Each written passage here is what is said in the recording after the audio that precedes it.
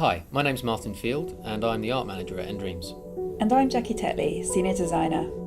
In this video, we're going to give you an overview of the assembly, our interactive story we've built from the ground up for virtual reality, and take you through what you can expect to be doing in the game. With the assembly, we set out to make a long-form, fully featured game in VR, rather than just a virtual reality tech demo. What I mean is, we didn't create a throwaway experience with some interesting experimental mechanics. We wanted to create something with a comprehensive story that spanned multiple hours and had a high-quality, realistic art style. We just passed Perimeter A. ETA to front entrance, 10 minutes. We also immediately knew that VR gave us a great opportunity to tell a very different type of story. With VR, you're fully immersed and present in the world. Well, hey there, boy. Stories that are more grounded and based on human interactions and emotions tend to feel much more believable and much more powerful. Welcome, Officer Harris. Honestly, if making that machine smart again means the occasional explosion, I could live with that. That's because you don't have to clean up after it. Why is she awake? In many ways, the assembly shares more in common with the kind of episodic TV dramas you'd find on Netflix and HBO than a traditional video game narrative. You're nobody. But if you do well today, you could become somebody. Be seeing you. The story itself centres around a mysterious organisation, the Assembly. The Assembly are a collective of scientists, academics and engineers who are all too eager to further humanity's progress, but with little regard as to how they get there. They're based in a bunker hidden deep below the desert somewhere in North America, which allows them to operate in total secrecy away from the prying eyes of government. The assembly does not conform to typical society views of good or evil. It's up to the player to judge the organisation for what they are as they play through the game.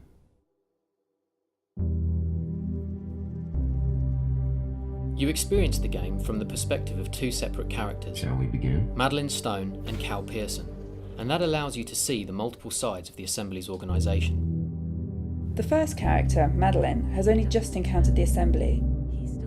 She is an experienced, world-renowned neuroscientist who recently in her career made some difficult decisions which had devastating consequences. How do you plead?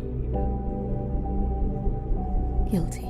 As a result, she's been struck off as a doctor, putting an end to her life-saving research while also wrecking her personal life. Can't live like this anymore. Cal, our second character, is a veteran of the Assembly. All right, party time. Or not. Cal is a virologist, and being a member of the Assembly has allowed him to make incredible breakthroughs. However, recent failed experiments have put him in a difficult position within the organisation. That's not so bad. Another week, then it's mojitos on a beach. As the game starts, Madeleine is inducted. I'm so sorry if my kidnapping has ruined your holiday plans. Or to be more accurate, abducted, by the Assembly, so they can assess her potential as a member. Cal, on the other hand, has uncovered a revelation which makes him question the organisation he works for and their relentless pursuit of progress. In the Assembly, you get to play as both Cal and Madeleine, each in their own dedicated chapters. A chapter-based approach has been really useful, not just as a narrative tool, but also to allow flexibility when playing in VR. If you want to play for 20 minutes, or for a few hours, we give you that choice. Madeleine's chapters are trial-based. The Assembly wants to test Madeleine's abilities, and consequently the player's abilities, in order to see that she has what it takes to work in the organisation, from her grasp of logic to her moral outlook. Each challenge demonstrates one of the key things that working for the Assembly enables, whether that's saving lives or the creation of groundbreaking technologies. Cal's levels, on the other hand, are exploration-based and involves an element of subterfuge. He explores multiple sectors within the Assembly's underground facility, from labs and offices to aborted trials and residential areas. What we found is that VR amplifies your instinctive curiosity to explore environments in detail, and we really wanted the game to provide this for players in abundance so as to make the most of their experience with VR. Bingo. Now, it's so important you'd lock it in your desk. Examining the environment and the objects within them is key, along with some light puzzles layered within the storylines.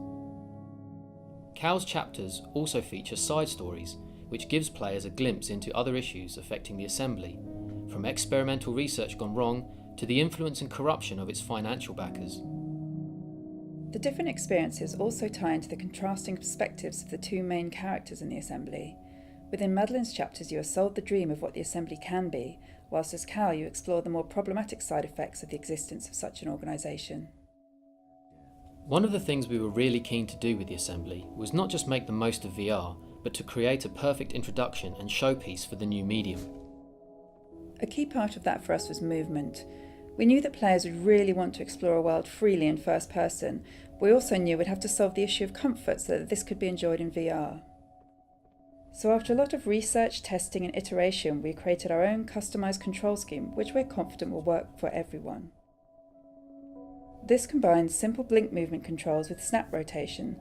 That means intuitive right stick controls where you push the stick in the direction you want to immediately face.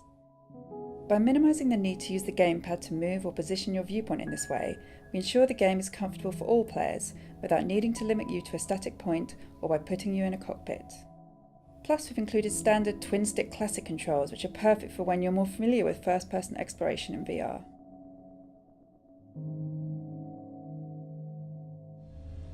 One of the other things we know people are keen to do in VR is simply look around. Today's the day he locks his drawer? So we've gone the extra mile to ensure the game's world allows you to do this. Players can lean in and look through the contents of cupboards and drawers, or even read individual post-it notes up close. Also, key objects of interest, whether an essential item or a document hinting at the Assembly's activities, can be picked up and examined in detail. Additionally, we have designed the game's chapters to heighten things that work really well in VR.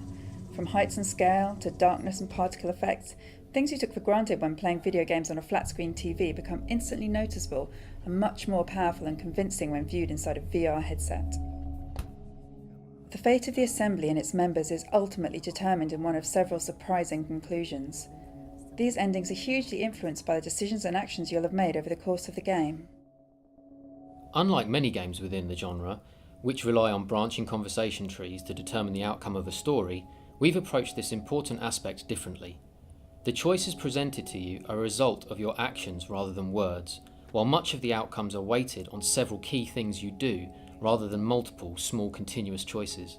We're not trying to tell you whether the Assembly is good or bad. After all, scientific progress is rarely as simple as that. Many of the choices presented to you will allow you to pass judgment on this intellectually gifted but morally ambiguous organisation and its members and reflect your personal interpretation of its actions.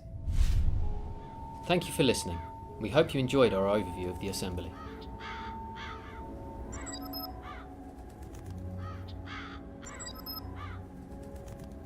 If you want to find out more or have any questions, please check us out on Facebook, Twitter or our dedicated subreddit.